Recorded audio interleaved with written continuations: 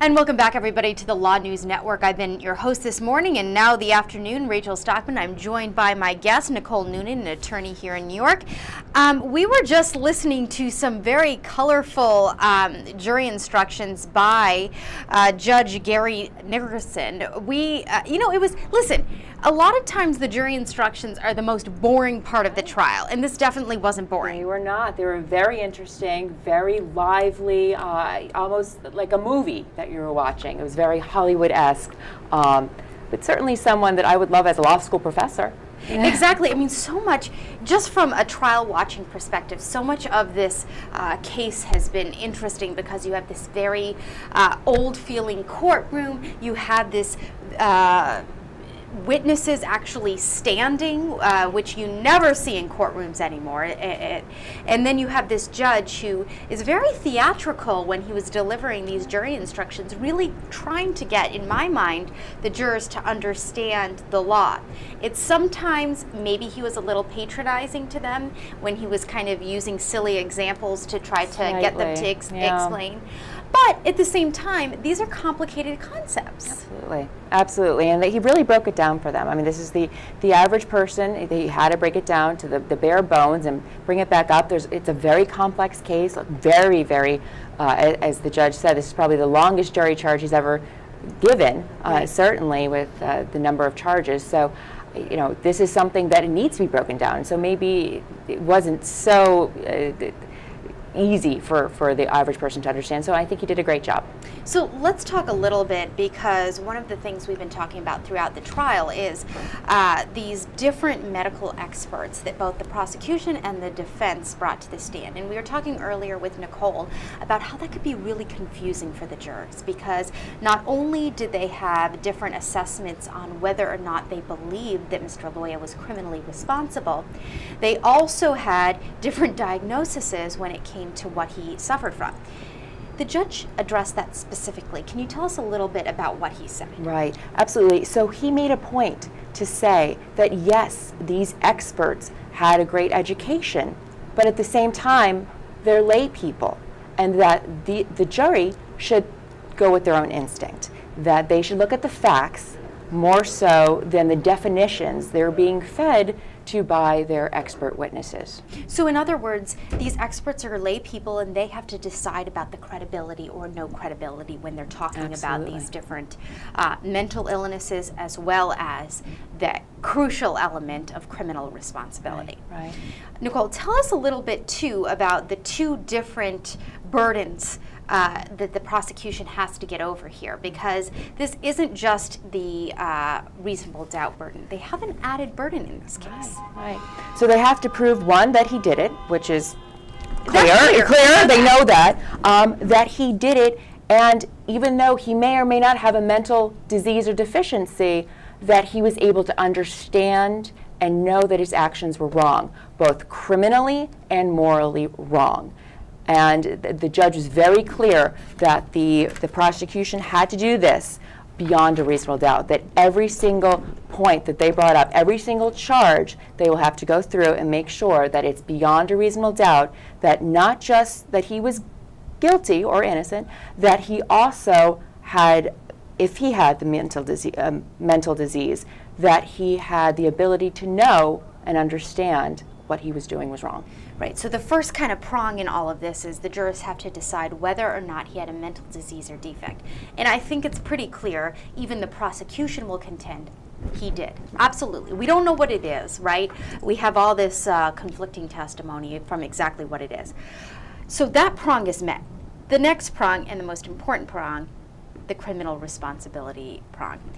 The prosecution in their closings, which we both thought were pretty good, talked a lot about that.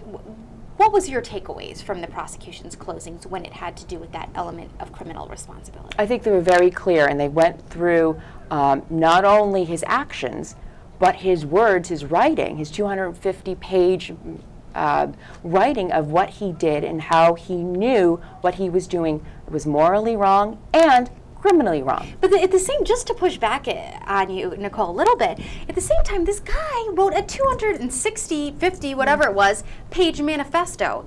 What kind of sane person does that? Well, what kind of sane person commits a murder? Right. Are we going to say that every person that committed murder was insane, had a mental defect or deficiency? It's a slippery slope to say. And then any person with some sort of antisocial disease, any person with low self-esteem or depression, it's a slippery slope we don't want to be going down by giving this guy, saying, hey, he may have this disease and he's allowed to get away with murder. Right, and talking about some of the signs, the prosecution went through this very meticulously of some of the signs in which, Mr. Loya realized that what he was doing was wrong.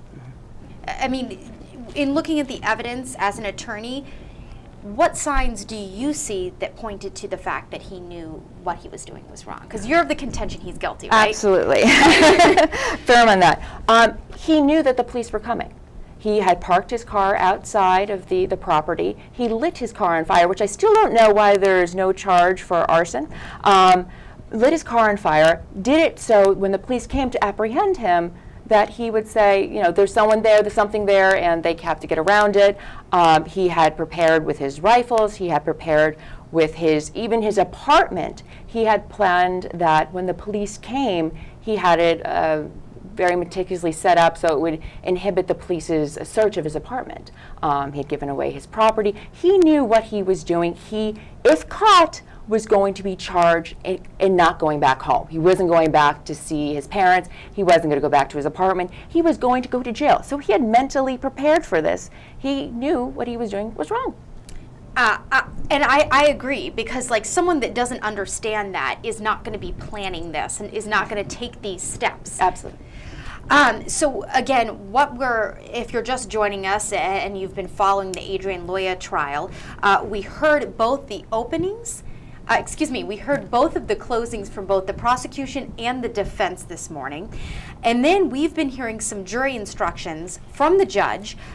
He actually said that these are the longest jury instructions that he's probably ever had to give, so he had to divide them up into two parts. We just heard the first part, which he talked a lot about beyond a reasonable doubt, criminal responsibility, weighing evidence, having the jurors decide credibility. We're going to hear more of those jury instructions. They're going to go into, and this is the part that could get a little boring, those 30 charges and go through each one. And then it's going to be off to the jurors. Right. We'll see. So we'll see. You believe, again, that they're going to find him guilty on everything because they have an option here not to find him guilty of first degree. Right, right. And I think that the judge with his instructions was very good with going through that if they do not find him guilty, that if they find that he did have a mental disease, that he was not able to appreciate the wrongfulness of his crime or that it was a crime in itself, that he would not just be back on the streets. He would not be walking around the Cape or Virginia, that he would be going into a mental institution. I mean, there are... Because that could have been one of the fears Absolutely. of the jurors when you're listening to this case. Oh my God, if I don't find him guilty, this crazy man's going to be set free. Right. Clearly, he's insane. But I think the judge said this, well, he has to tell them this, that no, you know what?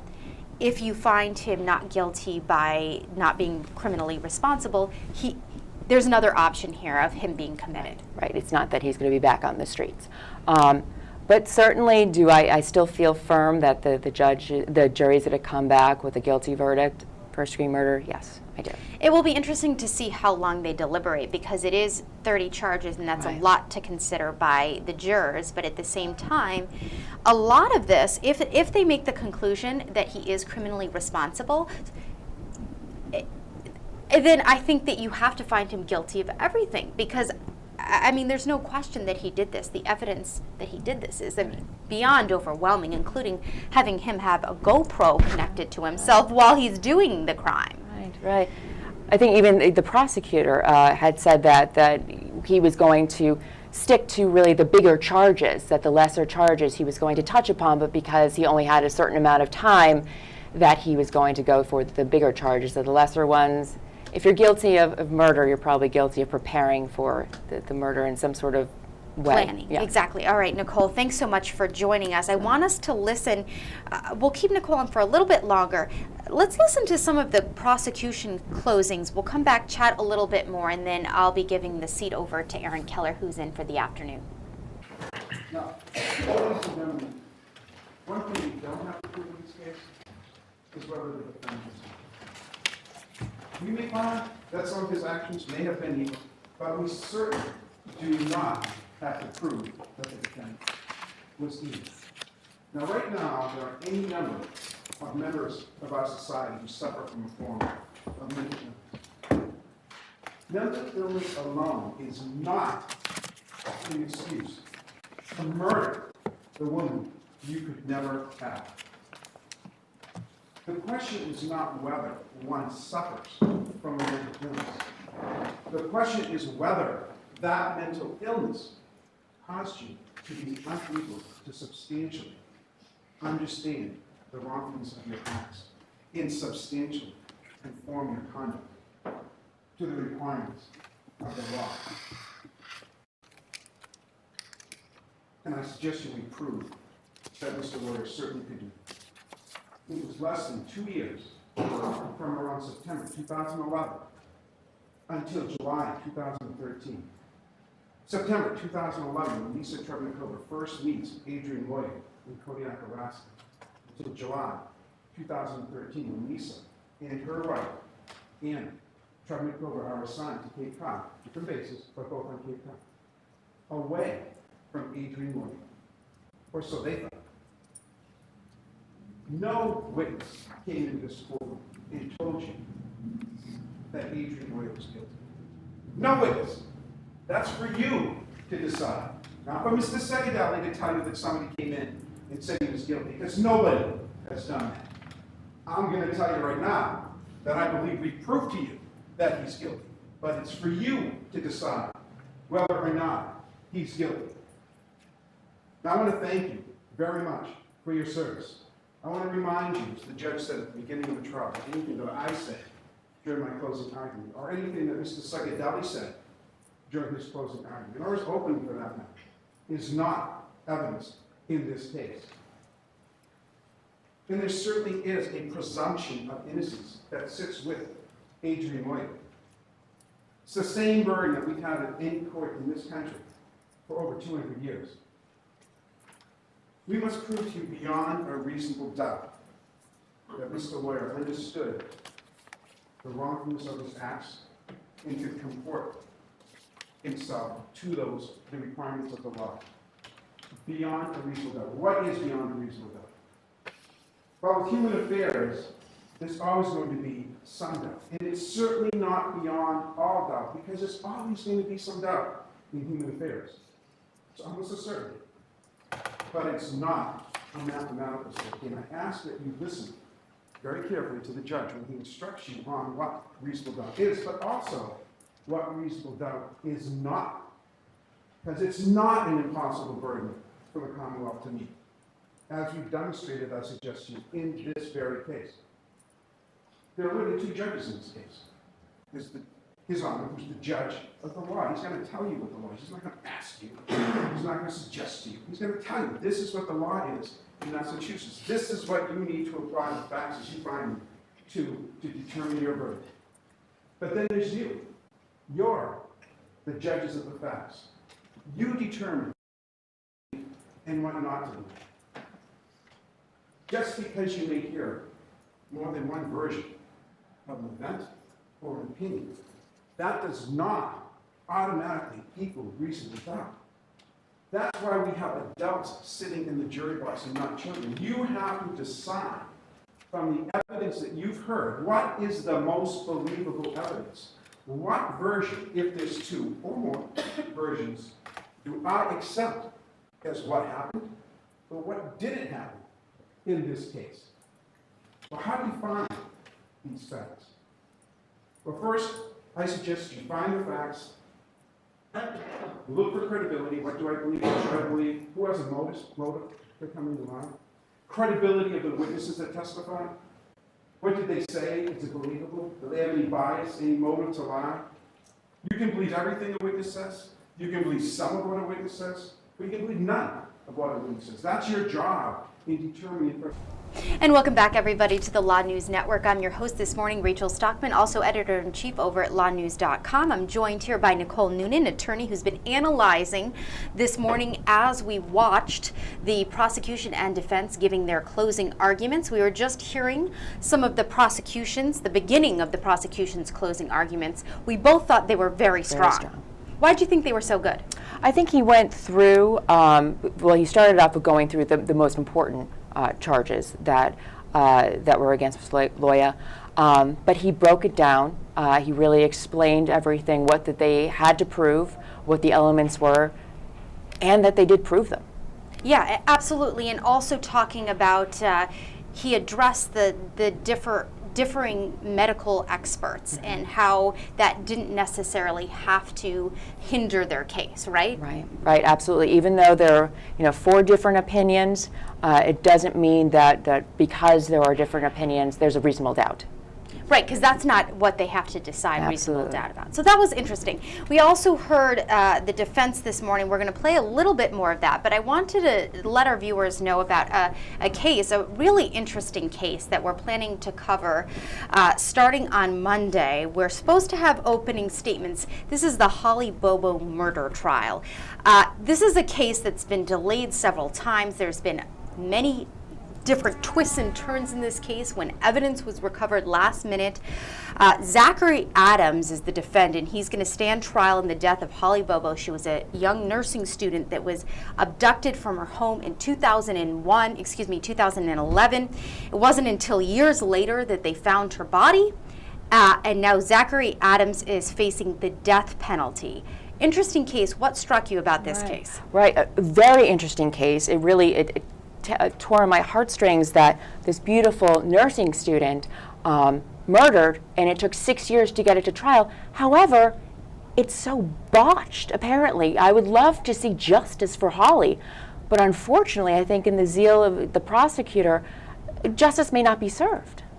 You think that the prosecution had many missteps in this? Absolutely. What are some of Well, them? first and foremost, I'm a law and order girl. I believe that you need to go and follow the steps. They never gave the defense a bill of particulars. So he didn't really know what he was being charged with.